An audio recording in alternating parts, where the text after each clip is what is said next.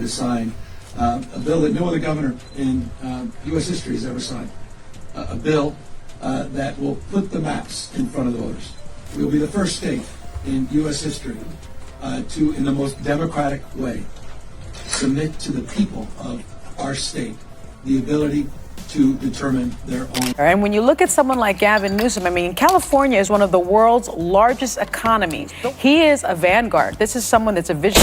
Gavin Newsom, the hair-gelled governor who struts around like California's gift to politics, just got verbally body-slammed by none other than Sunny Hostin. Yes, that's Sunny, the queen of shade, who can turn a side eye into a solar eclipse without breaking a sweat. If you thought Newsom could slick his way out of anything with that Hollywood grin and a politician's pivot, think again. This time, not even his trademark smile could bail him out. The exchange was sharp, unfiltered, and juicier than your favorite reality TV reunion. And trust me, you won't want to miss how it went down. I actually did think that he was one of the leaders that would come out in terms of 2028. You know, if you are going to be a public servant, you better be unapologetically authentic, because voters can sniff out inauthenticity in a second. And I thought that that was one of the most inauthentic things I have seen Gavin Newsom do. What he did was he showed his pretty white teeth and his cute face and did nothing other than that. And I think it's... Before we dive any deeper, make sure to smash that like button and hit subscribe, because trust me, you do not want to miss what's coming next. Now picture this. Sunny Hostin calling out Gavin Newsom isn't just political commentary. It's the verbal equivalent of someone finally standing up in a crowded restaurant and saying, "All right, who's letting their kid hurl spaghetti at the walls?" The chaos has been obvious, the mess impossible to ignore, yet everyone pretends not to see it. That is, until Sunny sets down her fork, straightens her posture, and delivers the kind of call-out that makes the whole room go silent. Sure, a podcast offers a great platform to have a conversation, but I don't think Governor Newsom hit the right tone on this. Here, the part that bothers me is he's not trying to reach across the aisle to have a conversation or push back. He's trying to be friends. The Pocahontas thing is just stupid. And by the way, there's such snowflakes on the right. If you say anything about them, they're going to the lawyers in 2 seconds, you know? But he can call people any names he wants. This is a poor strategy for Gavin. This wasn't some casual jab you could shrug off, no. This was a straight-up dismantling of California's poster boy for ambition bottled in hair gel. Gavin Newsom has spent years polishing an image so shiny it could blind you, flashing that presidential smile even when he's just grabbing his dry cleaning. Every move rehearsed, every angle calculated, his PR team working overtime to bury any cracks in the facade. But then Sunny steps in, cutting through the gloss with precision, reminding everyone there's a world of difference between looking polished and actually delivering results. And that right there is where it stings. Steve Bannon on the show, who's saying, you know, you're going to get to populism. There's a long road. He gives zero pushback there. He gives a platform and normalizes, in my view, an election denier and someone who is the person who is behind Project 2020. Now, for anyone who doesn't already know Sunny Hostin, here's why her words carry serious weight. Sunny isn't just another talking head tossing out hot takes for clicks like a bored TikToker scrolling for views. She's a former federal prosecutor, a seasoned attorney, and someone who can transform a casual remark into a verbal closing argument that lands with precision. So when she sets her sights on someone like Newsom, it's not about stirring headlines, it's about cutting through the glossy performance and reminding everyone that sooner or later, leaders have to trade theatrics for real accountability. His annual State of the Union address in California, and he criticized Republicans, and he promoted California as an antidote to the poisonous populism of the right. Now he has a Steve Bannon on the show. Which brings us, inevitably, to Gavin himself. Oh, Gavin, the man who looks like he was engineered in a Silicon Valley lab to sell boutique wines that cost too much and to whisper polished promises about the future of progress. On paper, the resume sparkles. Mayor of San Francisco, Lieutenant Governor, and now Governor of California. Each title placed like a carefully chosen bullet point on a political LinkedIn profile, screaming louder than his Hollywood smile, "I'm ready for the Oval Office whenever you are." But here's the catch: while the branding screamed progress, the reality was harder to ignore. Somewhere between photo ops and speeches about bold visions, Californians began noticing the inconvenient truth. Their daily lives weren't getting any easier. Homelessness didn't just persist, it spiraled. Wildfires morphed into annual doomsday rituals, painting the skies orange. And the cost of living? It skyrocketed like one of Elon Musk's rockets, flashy on the outside, but leaving most people grounded, staring up at a dream they could no longer afford. Through it all, Newsom just kept flashing that grin, smoothing back the hair, and insisting everything was under control. And that's precisely the performance Sunny decided she wasn't buying anymore. Her call-out wasn't just sharp, it was symbolic. It channeled the frustration of millions who are exhausted by leaders sounding like motivational speakers while their neighborhoods feel like they're crumbling in real time. Mindset here in California is one of accountability, responsibility. We have agency. We're not bystanders. We can shape the future by asking the voters in a transparent and temporary way to make a determination for themselves to change our maps mid-decade in response to what occurred in Texas on November. The timing, of course, couldn't have been more perfect. Newsom has been orbiting the national stage for years now, circling like a guy at the edge of a pool who keeps dipping his toes in, but won't dive until he's absolutely sure the water won't mess up his tan. Publicly, he insists he's not running for president. Privately, or at least in everything he does, the signs couldn't be louder. The polished interviews, the carefully staged media appearances, the speeches delivered in swing states with the subtlety of a neon billboard, it's all there. Watching him deny it is like watching someone at Costco pile their cart sky high while swearing they're just browsing. So when that meticulously crafted image cracks, even for a moment, it feels like catching someone in a designer suit with the price tag still dangling from the sleeve. It's not only funny, it's revealing. And that's the heart of it. This wasn't just one TV exchange, quickly forgotten in the endless churn of political theater. It was a flashpoint, tapping into a frustration that has been simmering for years. People are drained from leaders who mistake charisma for confidence, exhausted by politicians who look picture perfect but crumble when reality hits. Sunny didn't invent that frustration. She simply amplified it, gave it a megaphone, and reminded everyone that behind the gloss, there's supposed to be grit. And I thought that that was one of the most inauthentic things I have seen Gavin Newsom do. Wow. I'm terribly, So you don't believe in let them hang themselves theory? No, I'm terribly disappointed. I think you... There's Joy Behar with the hang. But here's the best part. Newsom couldn't exactly clap back. What was he going to say? No, actually, everything is fine. California is a flawless utopia. That would be like standing in front of a burning house and insisting it's just a cutting-edge heating system. He had no choice but to sit there, absorb the hit, and pray that his smile was convincing enough to distract from the fact that, for once, someone had pinned him to the wall. And the public reaction? Absolute chaos. Half the crowd erupted in cheers for Sunny, like she had just body-slammed a crooked referee in the middle of a wrestling ring.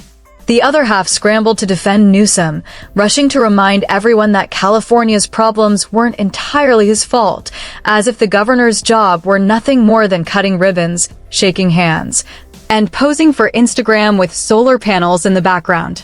But here's the rub, for many, Newsom has become the poster child for style over substance, the slick operator who says all the right things while the cracks in the system grow wider. Sunny's takedown was more than a jab. It was a mirror held up at the worst possible angle, forcing him, and everyone else watching, to see the image he's been trying to polish out of existence. And that's where the tension really spikes, because once the gloss is stripped away, the question practically asks itself, if Gavin Newsom struggles this much on home turf, what happens when he tries to take the national stage? Earlier this week, Gavin unleashed his inner 10-fingered freak. I came into that recall campaign still arguing that all politics is local. I still had a romantic notion of that. I intellectualized that a lot of our politics and the discourse was national. I didn't fully appreciate how nationalized our politics have become. In so many ways, that shape-shifted a lot of what we're doing and who I am today. But this last year, these last 6-7 months, this is something altogether different. Ugh. It's like he's molesting a goat. The fallout from Sunny's takedown was like watching a flawless Broadway show suddenly cut short by someone yanking the fire alarm. The lights were perfect. The actors had their lines down to a science. The set was dazzling, and then, boom. Reality barged in wearing sweatpants, holding a megaphone and demanding the spotlight. For Gavin Newsom, that interruption was catastrophic. His entire brand runs on the illusion of control. Every detail, his cadence, his posture, his hair, is crisp, curated, rehearsed to near perfection. But Sunny's remark? That was the glitch in the matrix, the loose thread that made the whole suit start unraveling. And the media frenzy that followed? You'd think someone had leaked top-secret files, not simply pointed out the obvious about a politician already skating on thin credibility. The spin machine went into overdrive. It was the economy's fault, Washington's fault, climate change, Mercury in retrograde, heck, maybe even a bad Yelp review. Anyone but Gavin. Because to admit that Mr. Perfect hair had cracks in the veneer was unthinkable. Meanwhile, Sunny didn't need to hammer the point. She tossed it into the air, let it hang, and the public did the rest.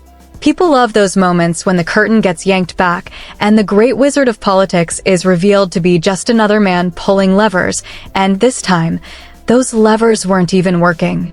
Newsom, well, he's completely lost his mind, spending way more time trying to troll Trump on X than cleaning up the disaster he's created in California. Cares way too much about being president. But you know what, Nutty Newsom? I want you to keep doing what you're doing. I'll have more later on this. Do not restore law and order in California. Don't rebuild the areas destroyed by the wildfires in the Pacific Palisades. Don't lower taxes, whatever you do for the people in your state. Keep running huge budget deficits. Keep up with these horrible schools you have in California, spending millions on illegals, things like Medi-Cal. Keep, running tens of billions of dollars in budget. For everyday Americans tuning in from their living rooms, the moment felt almost refreshing. Finally, someone on national television was saying out loud what people had been muttering into their rent checks and utility bills for years. All the speeches, polished interviews, and perfectly rehearsed sound bites don't mean much if the reality on the ground is still a disaster. It's not that people expect miracles, they just expect a little honesty. And when honesty never comes, sarcasm rushes in to fill the gap. Sunny didn't just poke the balloon. She handed everyone else the pin and dared them to join in. And that's where things got juicier. Because this wasn't just about California anymore. Let's be honest, Gavin Newsom has been running the quietest loud campaign in history. He insists he's focused on California, yet somehow he keeps popping up in swing states like the world's most overdressed tourist. He's the guy who swears he's not interested in dating, but somehow keeps showing up at speed dating night with his best shirt pressed, his watch polished, and, of course, the hair gel ready for battle. Spoiler alert, hair gel isn't armor. And social media? It took the moment and lit it on fire. Memes flooded the feeds, Newsom dodging accountability, Newsom as the face of luxury shampoo, Newsom smiling in front of a raging wildfire with a caption that read, "Everything is fine." Smart to start this. And the reason he's smart to start it is because he has no muscles, Emily. None. He's a sinewy little weakling when it comes to arguing any of these issues, especially cultural issues, because he, like all liberals, has never had to do it. So now he's trying to get his training, which is smart on his part, and it would be smart on the part of conservatives to say no, because they declined to help him get in shape before the big bout. We're supposed to be helping Rocky, not... The internet doesn't wait for fact checkers. It delivers its verdict in real time, often before the dust has even settled. And this time, the verdict was swift and unforgiving. Gavin Newsom's carefully sculpted image, polished over years of rehearsed sound bites and photo-ready smiles, had finally developed its first undeniable crack. The irony is striking. Newsom has long pitched himself as the bold, forward-looking progressive destined to lead Democrats into the future. But Sunny's critique sliced through that narrative, exposing something far less inspiring, the possibility that he's just another establishment figure repackaging slogans instead of delivering solutions. It was like someone pointing out that the emperor's new clothes were really just last season's recycled suit. Of course, defenders rushed in, insisting the moment was overblown, that every politician gets called out, and this would fade within a week. But here's where it gets messy. Once the image fractures, every detail starts to look suspicious. Suddenly, every old clip of Newsom dodging a tough question feels less like strategy and more like habit.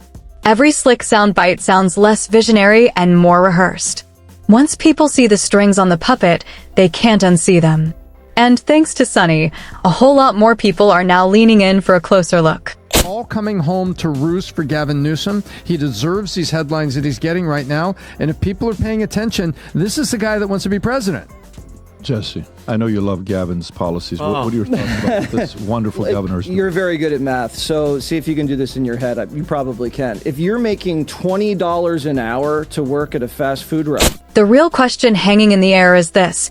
If Newsom can't keep his composure with Sunny Hostin, who wasn't even coming at him like a political rival, how will he handle opponents trained to shred reputations before breakfast? Presidential politics isn't a photo shoot for glossy magazine covers.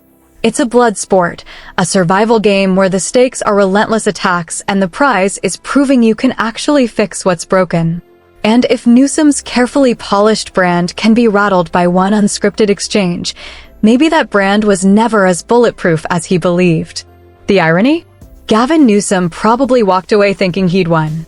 You can almost picture it, him stepping into his car, glancing at his reflection in the window, adjusting that signature slick hair, and reassuring himself it was just a blip, a minor hiccup in an otherwise flawless performance. But anyone watching knew better. Sunny wasn't running for anything.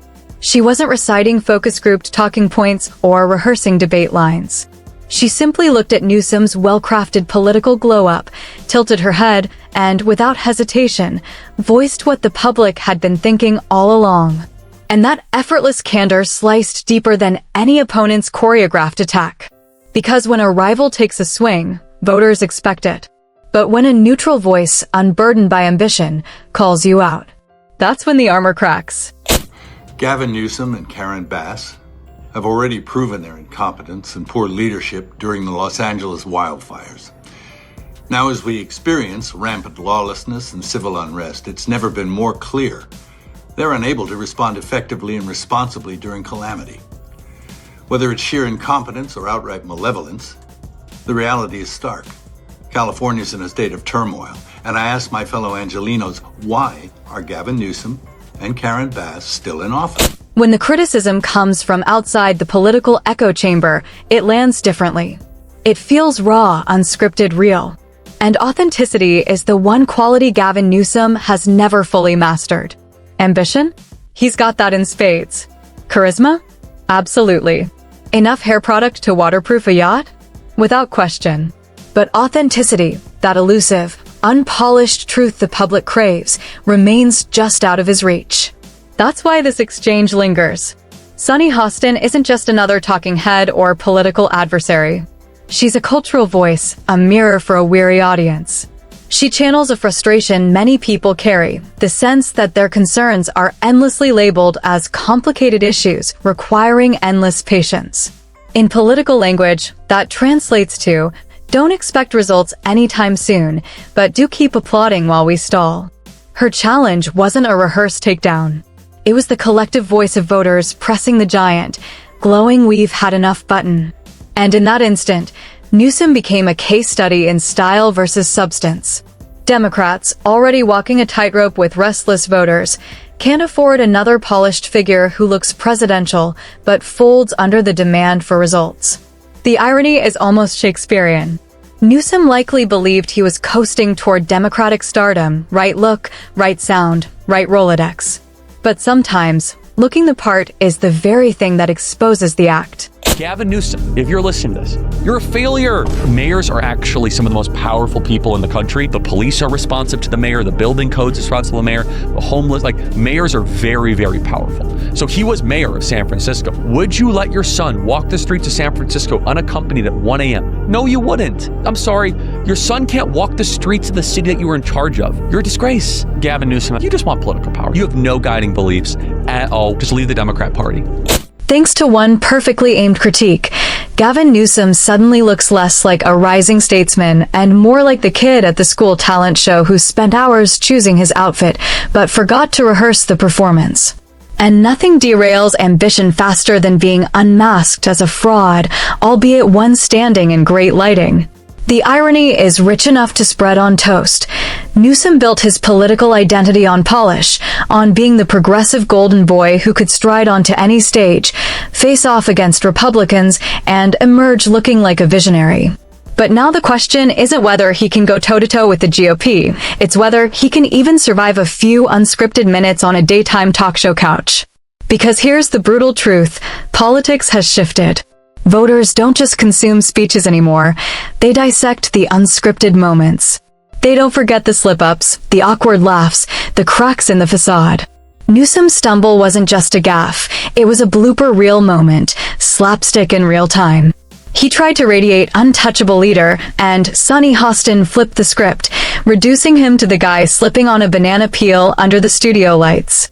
That's the clip destined to be replayed, memed, and replayed again, not exactly the campaign highlight reel he envisioned.